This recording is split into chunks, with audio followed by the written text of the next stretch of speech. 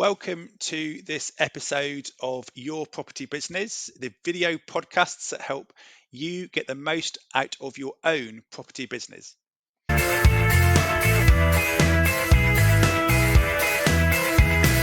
think that picking up on that point of competence, I think for me, it feels like that's quite a grey area. What does competent mean?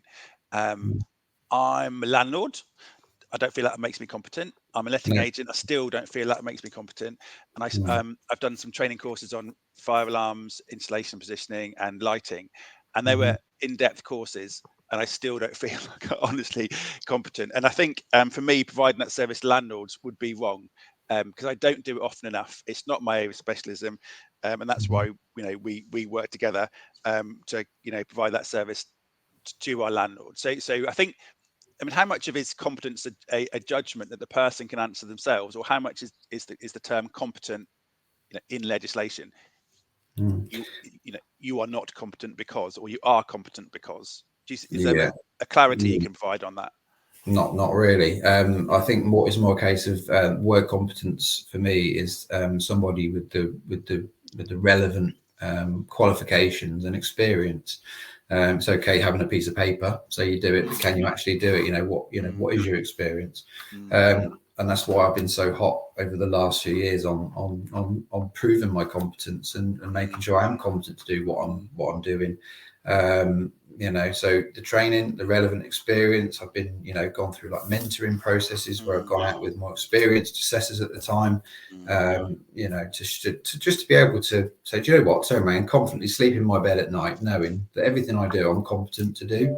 Yeah, that makes a lot of sense. So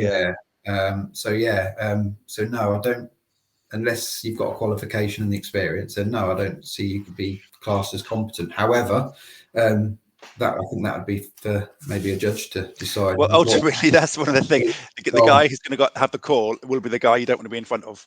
Exactly. Yes. Yeah. Absolutely. Yeah. They want to leave that to they'd be the ones to decide whether you were competent or not. Yeah. You don't want to get to that point, I guess. No, absolutely not. No. So, the other way of looking at it would be, you're a landlord. Do you fix your own boiler? Do you fit the carpet? Do you change the locks? You probably get in a professional to do those services. So I sort of approach it in the same way, really. No, smash in. I guess ultimately landlording and property investment is a business, and you don't do all those things in your business. You like you say, you outsource them to either an agent or to a maintenance professional, etc. So in the same fire safety, you can't be an expert at everything. So let's not try. Okay, good. Thank you, Matthew. So what advice would you give to a new HMO landlord, maybe who's just sort of listening to this interview, this podcast at the moment? If you've got any sort of like final sort of parting comments or parting bits of advice you would give? From a fire safety point of view, just take it really seriously. At the end of the day, you've got people staying in your property that don't know anything. Most of the time, don't know anything about fire safety. So it's our jobs, you as a landlord and me as a fire risk assessor, to make sure that we're providing a property for them that's safe to stay in. So don't neglect that, and just take it seriously, really, to be honest. And I know most landlords really do. But and I don't think it's a case of none of your landlords take on a property and go, do you know what, I don't want to do things properly. I think sometimes it's about being educating people and making sure they know how serious it is. And that's why I'm saying, just take it seriously, and make sure that it's your properties are well assessed by a competent risk assessor, and that you listen to them, really, and just make sure that you do the things that they're advising you to do, because they'll be advising it for a good reason. And the reports that you provide are very detailed, but it's very, very clear as well. So it's a red, amber, green system. There's a lot of text in there about this is what to do and why to do it, etc. So the report, I find, although it might feel daunting when it comes back, it is easy to read, clear, and to understand. So I think that's really helpful. I've read a lot of reports over the years. I've always found some of the reports that I read to be quite difficult to understand, even for myself. I mean, I've read some before where I've sort of not fallen asleep. That's probably the wrong term. That's probably the wrong way of putting it. But maybe not switched off halfway through reading it because it's so much sort of, I suppose, waffle's not the right technical term, but yeah, too much waffle. I like to try and write my reports in a very clear way, without too much jargon, if that makes sense, because I understand the person that's reading it isn't going to be a qualified fire risk assessor and understand everything. So I try to just write it in a way that's sort of easy to understand. I try to structure them in a way where you can quite easily see if something's in red, it's red for a reason.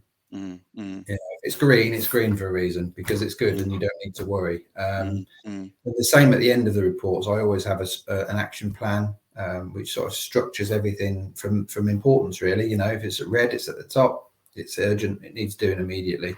It's something which could potentially put people in danger at the moment. Amber, which is sort of 0 to 3 months, so it's still important, but maybe we can do the more urgent things first, and then we can do that later. You have to understand you can't just bombard somebody with everything immediately, because it's not achievable.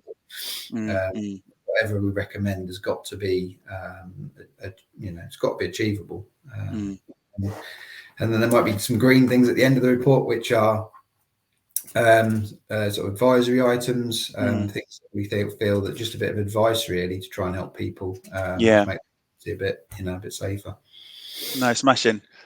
Well, thanks, Matthew. I think that's probably bring us to an end of the conversation. I think that's given the listeners excellent overview of the importance of it, the qualifications needed, the competence levels required, and just the legal and ethical responsibilities that go around investing in property. And I think that's the biggest difference with property investment compared to other types of investment. All of a sudden, as a landlord, you are responsible in a big way for people's safety. So it's not like investing in stocks and shares. It's a house, bricks and mortar, but someone's home. And I think that's the fundamental difference between this type of investment and this type of activity in business. But people like yourself providing that service to the industry, invaluable. So thank you very much, Matthew. I'm going to leave it there for 2 seconds and then wrap us up, if that's okay. Yeah, of course.